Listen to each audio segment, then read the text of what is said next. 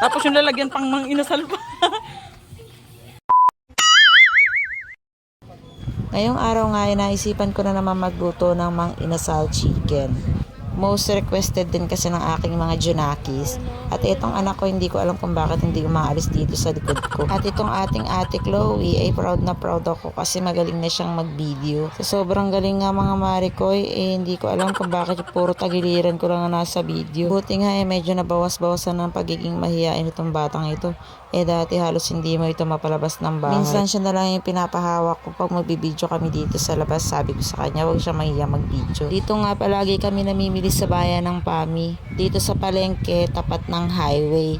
Medyo may kamahalan din yung mga gulay ngayon kasi dahil sa palaging masamang panahon, naapektuhan din ang presyo ng mga gulay kapag ganito. At saka sa panahon ngayon, wala nang mura. Kahit nga sili, sobrang mahal. Ngayon alam ko na kung bakit hindi umaalis sa likod ko yung anak kong bunso. Nakalimutan ko kasing magpalit ng short. Sobrang iksi pala ng suot kong short at halos bumakat na yung kaluluwa ko.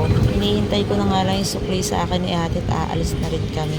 Baka maabutan pa kami ng sobrang lakas na ulan. Medyo madilim-dilim pa naman sa labas. Dinoble check din ni ate kung magkano yung binigay ko sa kanyang pera.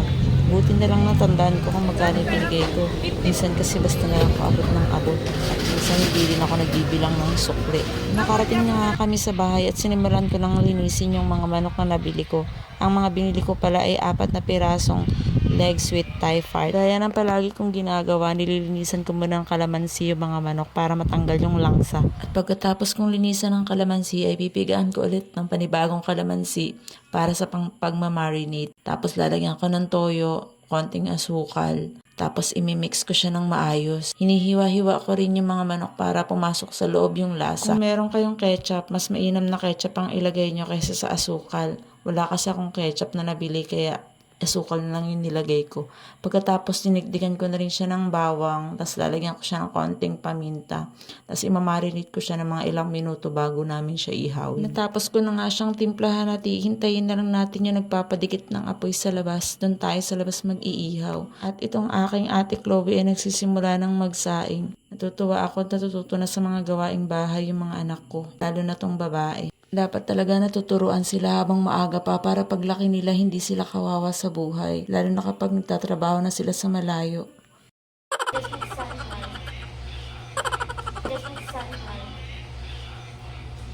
At nakita ko nga itong clip na to sa video, anak. Hindi ko alam kung anong ginagawa mo pero tawang-tawa ako sa'yo. Palagi ko nga rin pinapangaralan itong anak ng babae na ito na palaging maging malinis sa bahay. Kasi bilang isang babae, tungkulin natin na maging maayos at malinis yung pamamahay natin. Kasi ako talaga, ayoko talaga na makalat at madumi yung bahay. Na-stress ako. At habang hinihintay ko nga yung minarinate ko na manok, nagkape muna kami ng anak.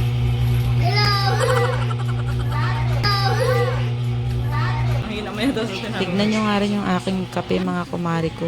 Ganyan ako magkape kapag may tinapay na matigas. Nilalagay ko na sa kape para lumambot na siya. Pupunta ako dito kay mama sa labas na nagpapadikit ng uling para sa iihawin. Akala mo naman talaga pang isang barangay yung iihawin sa sobrang lakas ng apoy. Ang sarap magtambay-tambay dito sa labas habang nagkakape. Dalanghapin mo yung sariwang hangin. Medyo malamig sa balat.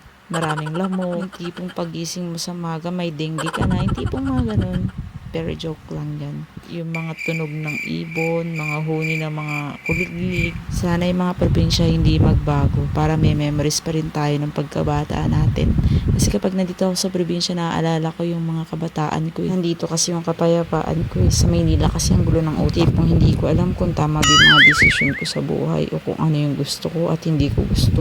Drama yarn. Anyways, mga kumari ko, kung ano man yung naging decision ko sa buhay, I know it's God's plan.